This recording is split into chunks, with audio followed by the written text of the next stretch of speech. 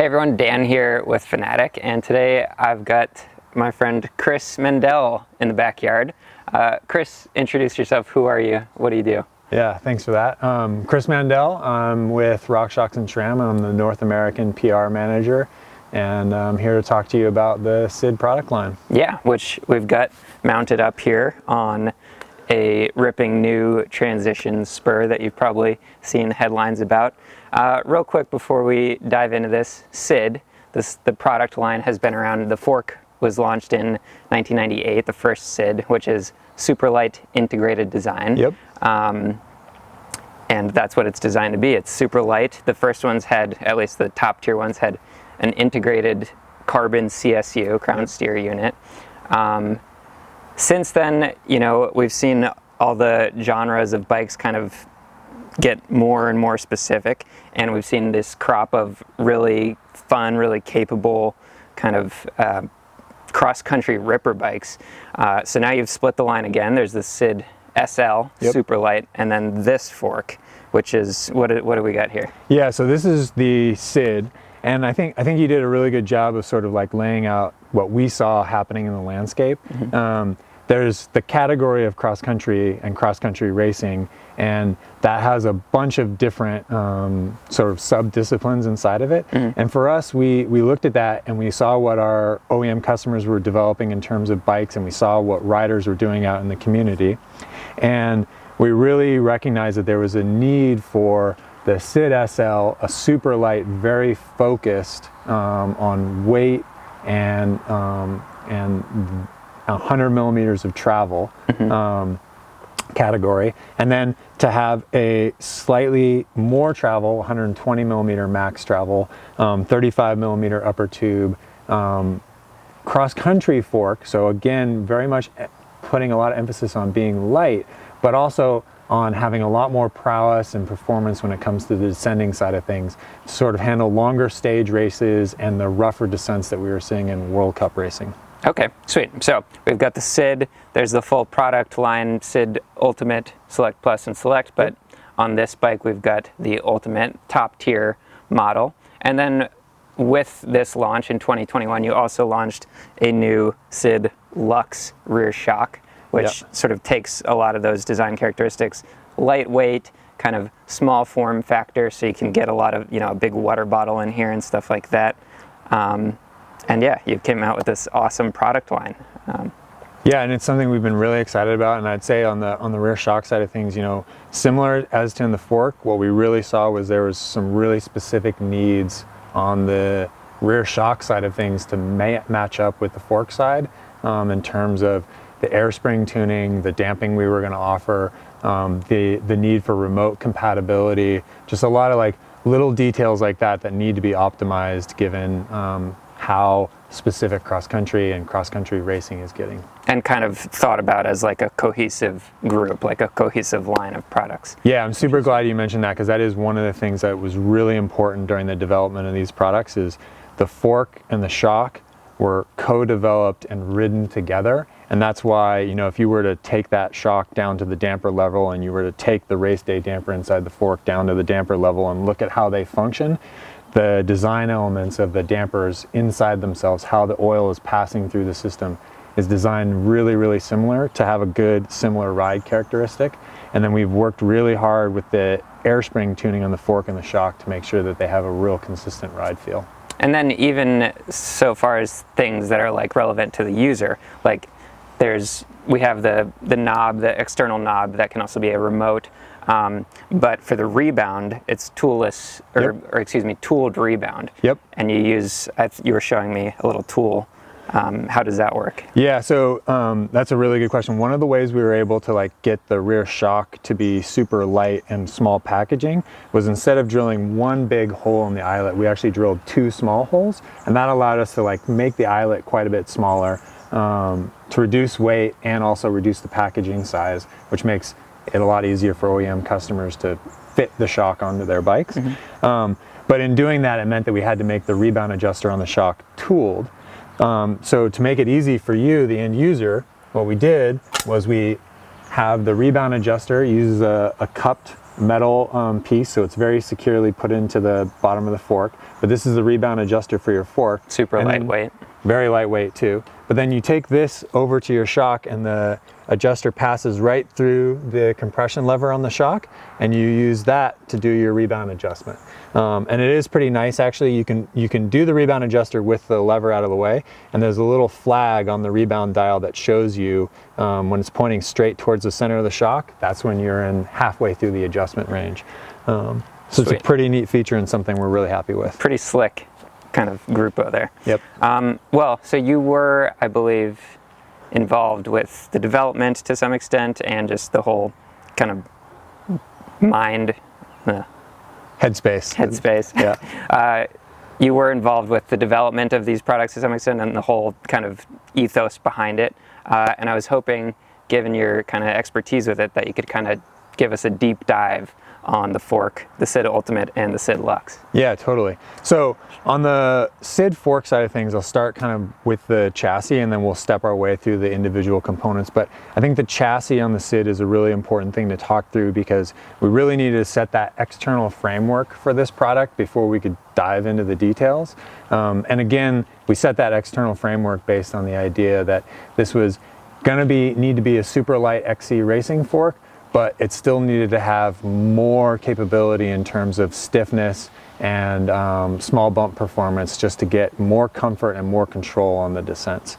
So that's what pushed us to go to 35mm upper tubes. So we had a stiffer chassis. And that is in keeping with the rest, your Pike, your Lyric, uses 35mm tubes. So that's right there with that. Yeah, and I mean, you know, at every one of those fork levels, we're doing lots of little tiny things to optimize for stiffness and for absolute strength. So, you know, on this particular 35mm upper tube fork, you know, we're basically making these upper tubes as skinny as we possibly can to get the right stiffness feel. We're offsetting the bushings the appropriate amount for the amount of travel that it has. So this fork maxes out at 120mm of travel, and maxing out at 120mm of travel gives us a lot of benefits in terms of being able to optimize the weight.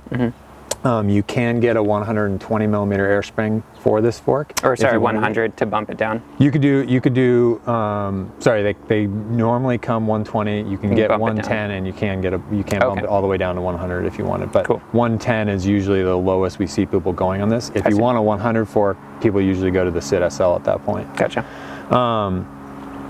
So the other thing we optimized, and this is a question we get a lot, is we did spend a lot of time on the crown design. Previous versions of this fork had a carbon crown. What we found with this is we were able to get the weight and the stiffness where we wanted to be with the aluminum crown. So we could do a lighter system that was stiffer with an aluminum crown than we could do with carbon. Okay. So on the SID Ultimate, I read that you used a CNC'd upper crown. Yep. And then for the other tiers, that is a forged crown, or?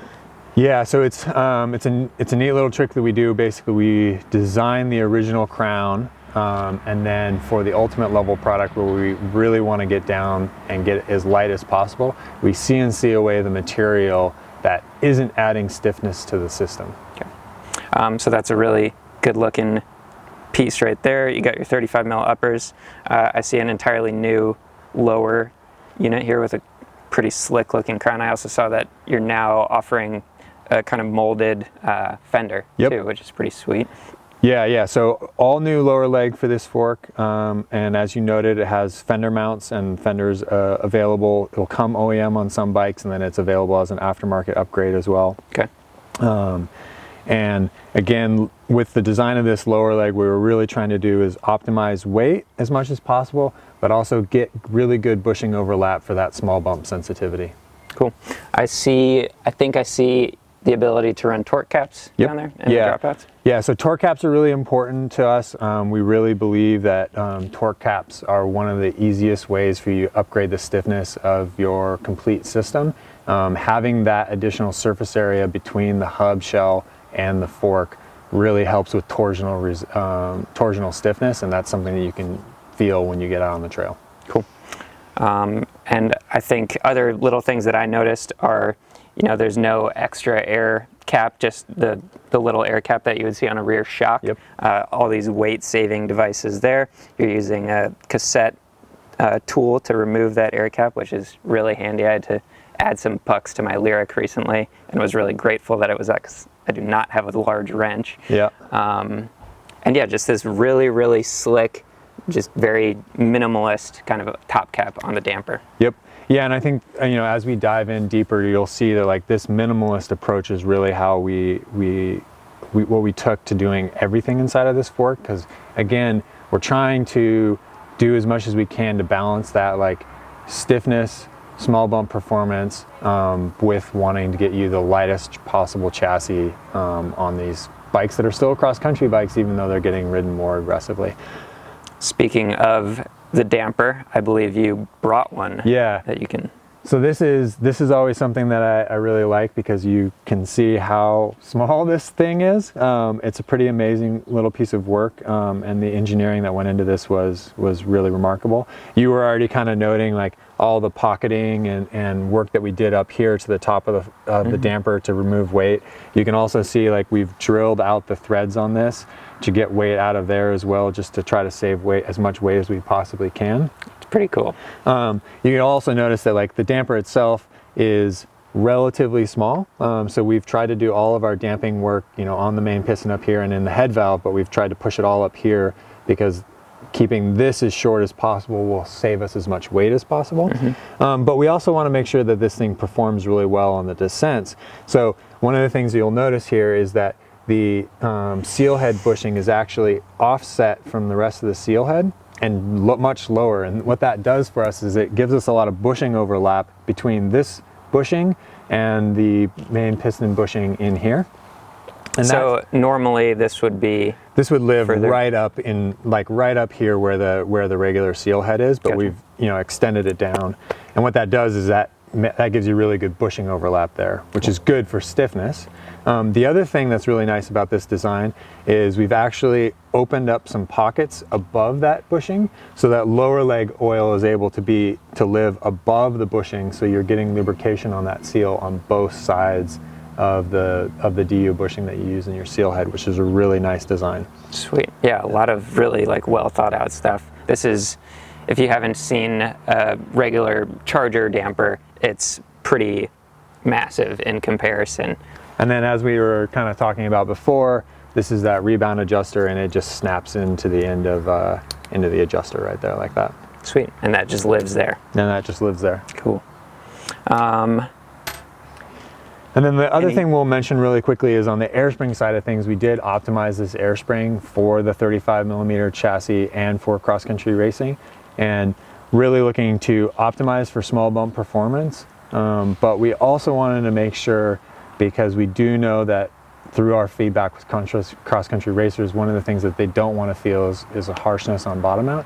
So the end of the stroke has a nice progressive airspring ramp, but we also have a mechanical bottom out bumper in this to eliminate that hard bottom out feel. Yeah, when you're only working with, you know, 100 to 120 millimeters of travel, I think that's hugely important, because you are going to be finding the bottom a little more frequently than you otherwise might. For sure. Especially if you're riding really aggressively, like on one of these new bikes.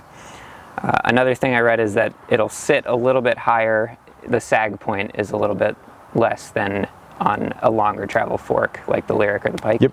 Yeah. So, and I think that goes back to that like balancing act between trying to get small bump performance and trying to maintain efficiency. So both for the fork and the shock airspring, we really placed a lot of emphasis on like finding that fine line between small bump performance and providing an efficient feel. Cool.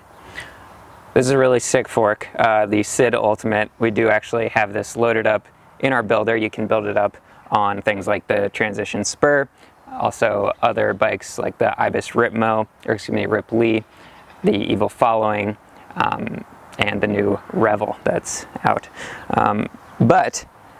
And you can also buy it to upgrade your current bike.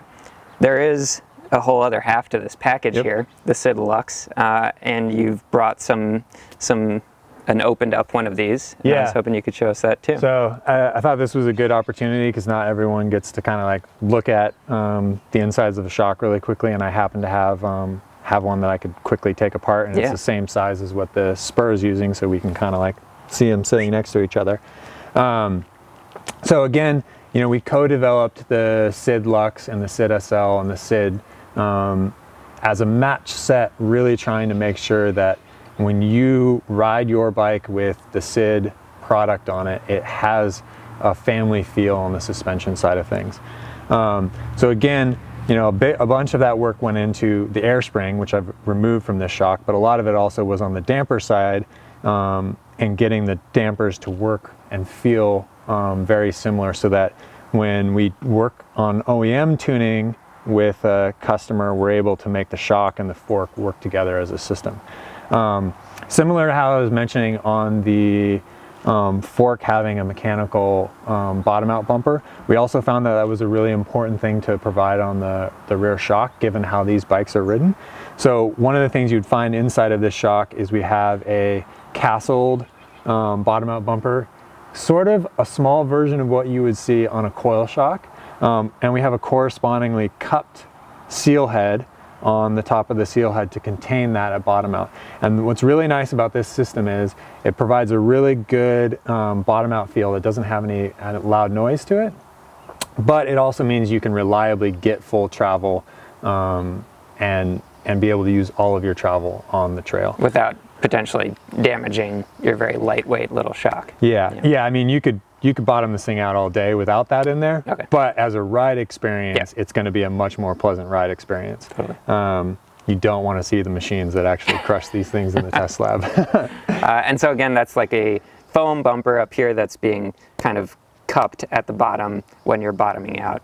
And that's tuning how it feels when you're using all that travel. Yep, exactly. Cool. And then again, similar to our other shocks, we want to be able to provide riders with the ability to have a more progressive air spring tune or a more linear air spring tune. So it uses a different system, but just like we have on Deluxe and Super Deluxe, there's the ability to add or subtract air spring tokens to the system, so that you can have a more progressive, so more force at the end of the stroke, or a more linear, so less force at the end of the stroke setup. On the SIDluxe shock, we use these blue tokens that mount onto the seal head, which is this part here. So you do have to completely remove the air can to get at them, but they mount with a little set screw and they go right in there, and they allow you to adjust how progressive the air spring on your shock is. And we forgot to mention, or I forgot to mention, that you can do this on the fork as well too. Yeah. So very similar. It actually uses the same gray tokens that the Pike and the Lyric use. Okay. You can use those to tune the air spring and the SID. Cool. And then the SID SL uses the black air spring tokens that all of our 32 millimeter chassis forks do. Wonderful. So. And I think that's, from what I've been reading, I have yet to ride this suspension, but these, you guys did a great job of tuning these off the bat, so they're firm and they're not just kind of wallowing into the travel off the bat. It's just, should you find you need to, you got that extra adjustability that you can do. Yeah, totally. And one thing that we totally forgot to mention, because we're Americans, is the lockout on these products. If we were Europeans, that's the first thing we would have led with. But both the fork and the shock feature what we would call like a very strong European lockout. And again, like a lot of effort went into matching the lockout feel from the front to the back. So we have multiple tunes that we can offer our OEM customers to make sure that their leverage rate curve lines up really well with the lockout tune that we're offering, or their preference is to have a higher or a lower lockout. But again, we've really spent a lot of time and energy making sure that the fork and the shock, when they're lined out, have a really similar feel. Cool. Well, this is a really sweet line. It's sort of a newer thing for me. I've been riding the Pike for a while and then the Lyric, but this new line of bikes are just incredibly fun. They feel like a scalpel out on the trail. We were talking about it before. Yeah. And you can just kind of put the bike wherever you want it. It feels like it's a feather underneath you and just charge ahead. So I'm really looking forward to getting out on these bikes, this bike in particular, and this line of suspension. Yeah, I think it's kind of a new day in cross country. I mean, it's been quite a few years since I've personally owned a cross country bike, and somehow now I have two of them, and I think it's a really amazing how capable they are and how much time you get back from them. Like you're faster up the hill and you're faster down the hill, and it's just really fun. And yeah, you're maximizing fun, which for most of us, certainly myself, that's the reason we're riding bikes, is that fun. Chris, thanks for giving us this rundown on this line.